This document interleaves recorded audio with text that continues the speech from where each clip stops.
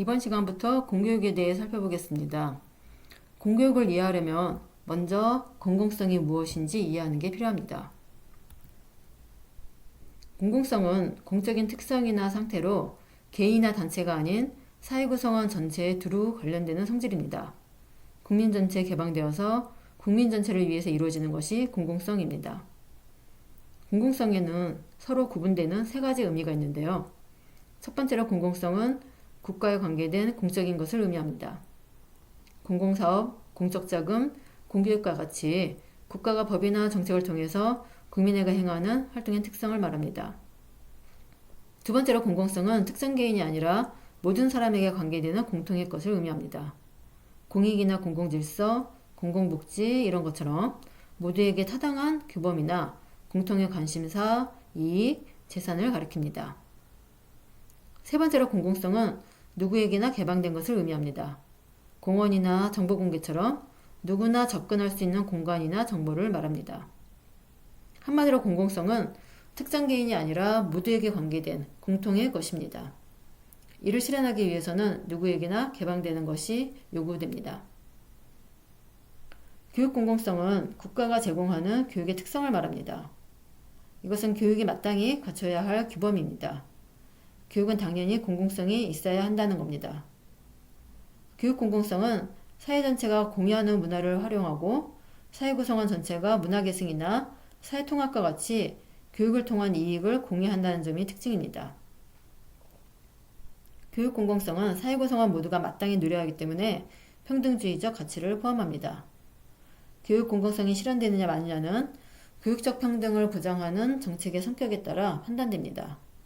예를 들어서 의무교육이나 무상교육, 취약계층 지원 정책 등이 얼마나 잘 시행되는지에 따라서 교육 공공성의 실현 여부가 판단됩니다. 교육 공공성의 바탕은 교육 그 자체입니다. 왜냐하면 교육은 낱낱을 의미하는 개에서 시작해서 필연적으로 모두를 뜻하는 공을 지향하기 때문이죠. 교육은 가르치고 배우는 것이어서 교사와 학습자의 상호작용으로 이루어집니다. 교사는 배워서 남주는 직업이어서 자신이 아는 것을 타인과 공유하려는 욕구가 있고요. 학습자는 교사로부터 무언가를 배워서 자신의 지적 욕구를 만족시키려고 합니다. 사실 공부는 매우 이기적인 행위죠.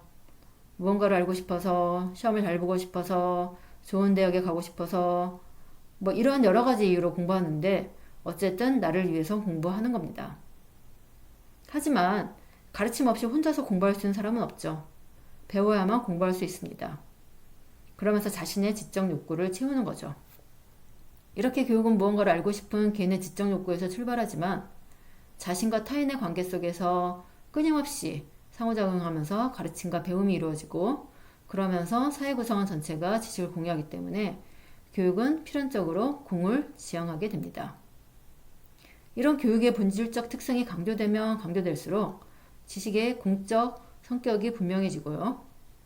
또 지식의 공적 성격은 사회가 발전할수록 여러 가지 매체가 발달하면서 더욱더 분명해집니다.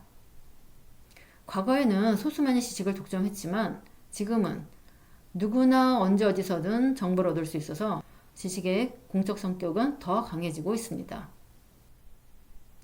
공공성의 요소로 투명성, 공개성, 민주성, 보장성이 언급됩니다. 투명성은 공공성에서 가장 중요한 요소입니다. 왜냐하면 공공성은 투명성을 바탕으로 공적 규제를 통해서 사회정의를 실현하는 것이기 때문입니다.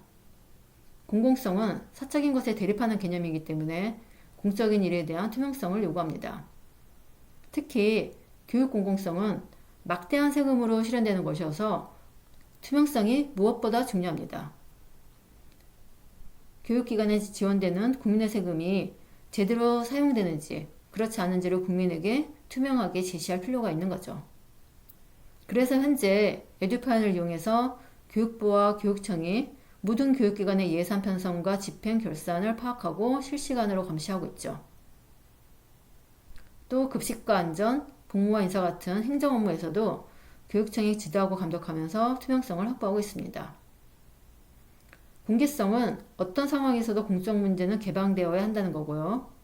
공개성은 접근성과 동전의 양면입니다. 정부가 정보를 공개한다는 것은 국민이 정부가 가지고 있는 정보에 접근할 수 있다는 것을 의미하기 때문입니다. 이것은 국민의 알 권리를 보장하는 게 되고요. 유치원 알림을 통해서 어린이집과 유치원의 주요 정보를 알 수 있는 게 그 예가 됩니다. 민주성은 교육이 국가의 일이고 국가의 일은 공정하고 공평하게 이루어져야 한다는 것을 말합니다. 교육활동은 모두에게 정의롭게 적용되고 교육적 가치가 고르게 나누어지도록 체제가 조직되고 누구에게나 공정한 기준에 따라 환경이 조성되어야 하는 겁니다. 더 나아가 민주성은 교육이 과거 신분사회에서 특정 계급의 전유물이었지만 현재는 일반 대중 누구나 이용할 수 있다는 것을 의미합니다. 유아교육에서 민주성은 모든 유아에게 평등한 교육 기회를 실질적으로 제공하는 것을 말합니다. 국공립 유치원에서 특수학급을 증설하고 특수유아를 위한 보조인력을 배치하는 것이 그 예가 됩니다. 보장성은 체계적인 시스템을 통해서 다양한 프로그램을 보장함으로써 공공성을 실현하는 겁니다. 국가가 책임지고 공공 서비스를 제공해야 한다는 것을 가리킵니다. 민간은 사적 이익의 극대화를 추구하기 때문에 이윤을 남겨야 하니까 공공 서비스를 제대로 제공할 수 없죠. 질이 떨어질 수밖에 없습니다. 그래서 국가가 책임지고 질 높은 공공 서비스를 제공해야 하고요. 문제가 발생하면 즉각적으로 개입해서 문제를 해결해야 합니다. 보장성은 대부분 나라에서 시행하는 국가 수준의 의무교육에서 잘 드러납니다. 왜냐하면 의무교육이 공공의 책임으로 교육권을 보장하기 위한 것이기 때문이죠. 우리나라는 헌법에 교육받을 권리가 명시되어 있어서 제도적으로 교육권이 보장되고 있습니다. 하지만 유아교육은 아직 의무교육이 아니라서 유아의 교육권이 완벽하게 보장된 상태가 아닙니다. 유아의 교육권이 완벽하게 보장받으려면 유아교육이 의무교육이 되어야 하고요. 이를 위해서 유아교육이 시급히 공교육으로 자리매김하는 것이 필요합니다.